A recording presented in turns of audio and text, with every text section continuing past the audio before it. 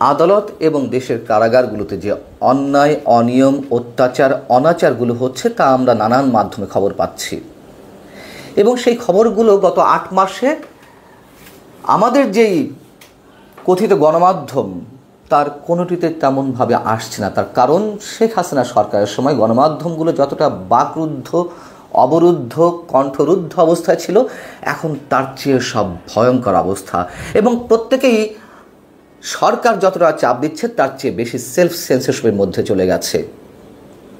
কিন্তু কোনো না কোনোভাবে তো তথ্য বেরিয়ে আসে। ব্যারিস্টার জ্যোতির্ময় বড়ুয়া, আপনারা অনেকেই তাকে চিনেন, জানেন, তিনি একজন মানবাধিকার কর্মীও। তিনি তুলে ধরলেন, সেটিও সব গণমাধ্যমে আসেনি। আমি সার্চ করে দেখলাম সব গণমাধ্যমে আসেনি। আমি সার্চ করে দেখলাম পত্রিকাগুলোতে, আমি দেখলাম যে আসেনি, আমার চোখে অন্তত বাঁধেনি। টেলিভিশনের 2-1টা জায়গায় এসেছে এবং সেটি মোটামুটি ভাইরাল হয়ে উঠেছে। এবং জ্যোতির্ময় বড়ুয়া সম্পর্কে বলতে গেলে এটুকু বলতে হয়, অনেকে তো বলবেন যে এই সরকারের বিরুদ্ধে এরা কথা বলছেন। ব্যারিস্টার জ্যোতির্ময় বড়ুয়া শেখ হাসিনা সরকারের পতনের ঠিক আগে চারিদিকে ছাত্রদের উপর যে নির্যাতন, তাদেরকে আটকে রাখা, ডিবি অফিসে গুলি চালানো, যারাই করুক না কেন, এই বিষয়ে একটি গণতদন্ত কমিশন হয়েছিল শেখ হাসিনা সরকারের বিরুদ্ধে। সেই গণতদন্ত কমিশনের অন্যতম সদস্য ছিলেন ব্যারিস্টার জ্যোতির্ময় বড়ুয়া। সেই জ্যোতির্ময় বড়ুয়া আমাদের সামনে যে কথাগুলো, যে তথ্যগুলো উপস্থাপন করলেন, তাতে গা শিউরে ওঠে আমাদের। এক অর্থে তিনি জবানবন্দি দিয়েছেন জনগণের সামনে। তিনি একটা উদাহরণ দিলেন। তিনি প্রথমেই বলছেন যে আদালতের বিচারক তো তার সামনে যে তথ্যপত্র থাকবে, যে ডকুমেন্টস থাকবে, তার ভিত্তিতেই তিনি রায় দেবেন। তিনি গল্প শুনবেন কেন? কিন্তু তাদেরকে গল্প শোনানো হচ্ছে, তাদেরকে চাপের মুখে রাখা হচ্ছে। যেহেতু যথাযথ প্রক্রিয়া মেনটেন না করিয়ে বিচারকদের ছুটিতে পাঠানো হচ্ছে, মবের শিকার হচ্ছে, মবের আতঙ্কের মধ্যে রয়েছে, চাকরি থাকে কি থাকে না, সেই জায়গা থেকে আগে যেমন ফোনে ফোনে বিচারকরা জামিন দিতেন, কাকে জামিন দিতে হবে, কাকে জামিন দিতে হবে না, এই বিষয়ে আমি নিজেও আগে বলেছি আওয়ামী লীগ সরকারের সময়। এখন তার চেয়ে ভয়ঙ্কর অবস্থা চলছে, জামিন মিলছে না সহজ। যেমন একজন সাংবাদিকের উদাহরণ তিনি দিলেন। খাগড়াছড়ি প্রতিনিধি হিসেবে কাজ করেছেন নিউ এজে, এখন সমকালে আছেন। তার নামে 5টি মিথ্যে মামলা। মজার বিষয় হচ্ছে তার এই মামলাগুলোতে জামিন হলো, বেল বন্ড কারাগারে সাবমিট করা হলো, তাকে বের হতে দেওয়া হলো না। কেন? বলা হলো যে আপনার বিরুদ্ধে আরও 5-6টি মামলা আসছে, এই জন্য জামিন ছাড়া হবে না। কি আশ্চর্য!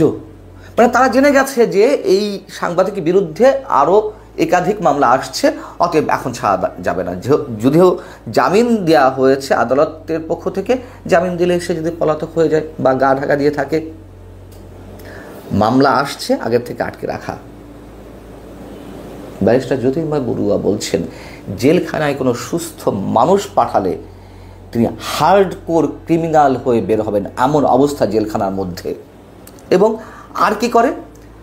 নিম্ন আদালত নয়, একেবারে উচ্চ আদালত, সর্বোচ্চ আদালত, আপিল বিভাগ থেকেও যদি কারো জামিন মেলে, সেক্ষেত্রে জেল কর্তৃপক্ষের সিন্ডিকেটদের বাড়তি অর্থ দেওয়া ছাড়া তাদের কেউ বের হতে পারে না জেলখানা থেকে। এবং বেলবন্ড হাজির করার পরও জেল কর্তৃপক্ষ কী করে? বিভিন্ন এজেন্সিকে ফোন দেয়, বিভিন্ন বাহিনীকে ফোন দেয়, অমুক আসামিকে ছাড়া হচ্ছে, আপনাদের কাছে আর কোনো তথ্য আছে কিনা, একে আপনাদের প্রয়োজন কিনা, একে আটকে রাখবো কিনা। কি ভয়ঙ্কর কথা! এবং আমরা গত কয়েকদিন আগে দেখলাম যে জেলখানা থেকে একজন সাবেক সংসদ সদস্য বের হলেন, তার বিরুদ্ধে অভিযোগ খুবই কম। অন্যান্য সাবেক সংসদ সদস্যরা, আওয়ামী লীগের সাবেক মন্ত্রীরা যে অন্যায়, অনাচার বা অপকর্মগুলো করেছে, তার বিরুদ্ধে ওরকম কোনো অভিযোগ নেই। তারপর তাকে বের হওয়ার সঙ্গে সঙ্গে কথিত বৈষম্য বিরোধী ছাত্র নেতারা তারা যেভাবে মারপিট করলেন, তাকে আবার থানায় সোপর্দ করলেন। এটা কি চলছে দেশে? কথা বললেই বলবেন যে এই সরকারের বিরুদ্ধে কেন এত কথা বলা হচ্ছে, খোঁজ নিয়ে দেখুন আগে। কার বিরুদ্ধে কী কমেন্ট করবেন সেটি মন্তব্য করার আগে আগে তার সম্পর্কে খোঁজ নিয়ে দেখুন যে আমাদের কে কি কখন কার বিরুদ্ধে কি বলেছে। এজেন্সি বা বিভিন্ন বাহিনীর ক্লিয়ারেন্স ছাড়া যাদের জামিন হচ্ছে সর্বোচ্চ আদালত থেকে তাদেরকেও ছাড়া হচ্ছে না কারাগার থেকে। এবং এই যে কারাগার, তাদের নিজস্ব কোনো স্বার্থ আছে? নিশ্চয়ই তারা আজ্ঞাবহ হয়ে কাজ করে, তাদেরকে নির্দেশনা দেওয়া আছে এই যে অন্তর্বর্তীকালীন সরকারের উপরের পর্যায় থেকে। না হলে কেন তারা উপযাজক হয়ে এইভাবে বিভিন্ন এজেন্সি কিংবা বিভিন্ন বাহিনীকে ফোন দেবে? ব্যারিস্টার জ্যোতির্ময় বড়ুয়া বলছেন 8 মাস কাজ করতে গিয়ে আইনজীবীরা ক্লান্ত। ব্যারিস্টার জ্যোতির্ময় বড়ুয়ারা ক্লান্ত হয়ে গেছেন যে কি অনাচার, তার মুখের ভাষা এটি, তার মুখের ভাষা আমি হুবহু বলছি। তিনি বলছেন কি অনাচার জেলখানা আইনি বিচার ব্যবস্থার মধ্যে খুলে বলতে পারছি না। মানে এটুকু তিনি বলেছেন, আরও অনেক কিছু আছে তিনি সব বলতে পারছেন না। কেন? আদালতের প্রতি মানুষের, সাধারণ মানুষের যতটুকু আস্থা আছে সেটুকু নষ্ট হয়ে যাবে। আমরা কি বুঝতে পারছি যে আমরা কোন জায়গায় আছি? আইনের মারপ্যাচের ভয় আওয়ামী লীগে দেখাতো। এই সময়সূচি আওয়ামী লীগের সময় থেকে শুরু হয়েছে, তার আগেও যে হয়নি তা নয়। আওয়ামী লীগের সময় বিস্ফোরক আকারে এইগুলোর মহামারী ছড়িয়েছে, সে কথা ব্যারিস্টার জ্যোতির্ময় বড়ুয়াও বলছেন। কিন্তু এখনও সেই প্রক্রিয়া চলবে কেন অন্তর্বর্তীকালীন সরকারের সময়? অথবা তার চেয়ে বেশি হবে কেন? সীমা থাকা উচিত অনাচারের, এই মন্তব্যটিও একজন আইনজীবীর, ব্যারিস্টার জ্যোতির্ময় বড়ুয়ার। তিনি বলছেন আওয়ামী লীগের সময়, ফ্যাসিস্ট সরকারের সময় জামিন চাওয়া হচ্ছে না, মানে জামিন চাইতে গিয়ে মানুষ ভয় পেত। এখন তো তার চেয়েও বেশি। তিনি একটা উদাহরণ দিলেন যে কেরানীগঞ্জে গত 3-4 মাস আগে যে একটি কথিত ডাকাতি ঘটনা ঘটলো, খেলনা পিস্তল নিয়ে তাদেরকে আবার সাজিয়ে দেওয়া হলো ছাত্রলীগের কর্মী। তার যে মানবাধিকার সংগঠন ব্যারিস্টার জ্যোতির্ময় বড়ুয়ার, তারা ডাকছে যে আসো তোমাদেরকে জামিন করিয়ে দিই, তাদের কাছে সব ধরনের নথিপত্র রয়েছে। খেলনা পিস্তল নিয়ে ব্যাংক ডাকাতি নাকি করতে গিয়েছিল।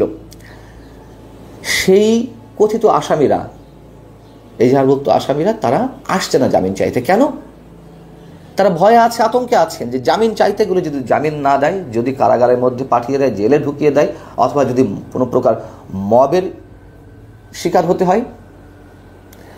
এবং এ কথা তো আমরাও জানি, যারা কারাগারে রয়েছেন, জেলে রয়েছেন, বিভিন্ন মামলায় আটক হয়ে, কথিত মামলা, আমি কথিত মামলায় বলবো, হাতে গোনা কিছু ছাড়া, সেই আসামিদের সঙ্গে স্বজনরা দেখা পর্যন্ত করতে পারছেন না। সেই আসামিরা তাদের আইনজীবী নিয়োগ দিতে পারছেন না। সংস্কারের রূপকথার গল্প শোনানো হয়, কি সংস্কার চলছে? আমাদের মহামান্য আইন উপদেষ্টা তিনি বলেন, বা এই যে ছাত্ররা যারা এই যে নতুন একটি পার্টি করেছেন, কিংস পার্টি, আন্দোলনের সঙ্গে ছিলেন, শেখ হাসিনা পতনের আন্দোলন, আমরা তাদেরকে একসময় সমীহর চোখে দেখতাম। কি করছে তারা? আইন উপদেষ্টা তাদের সুরে সুর মিলিয়ে বলেন যে আওয়ামী লীগের নেতাকর্মীদের বিচার না হওয়া পর্যন্ত নির্বাচন হবে না। নির্বাচন কোন বিচার কোন প্রক্রিয়ায় হবে, কি বিচার হবে, দিনক্ষণ তারিখ দিয়ে, নির্দেশ দিয়ে, সেটা আমরা খুব ভালোভাবেই বুঝতে পারছি। বিচার তো আমরাও চাই, স্বাভাবিক প্রক্রিয়ায় হোক। সব কিছুর একটা সীমা থাকা উচিত। এই যে আমরা কথা বলছি, নিশ্চয়ই আমরা জানি যে আমাদের উপর খড়গ ঝুলে আছে, যে কোনো মুহূর্তে যে কোনো কিছু হতে পারে, এটুকু জানান দিয়ে যায়।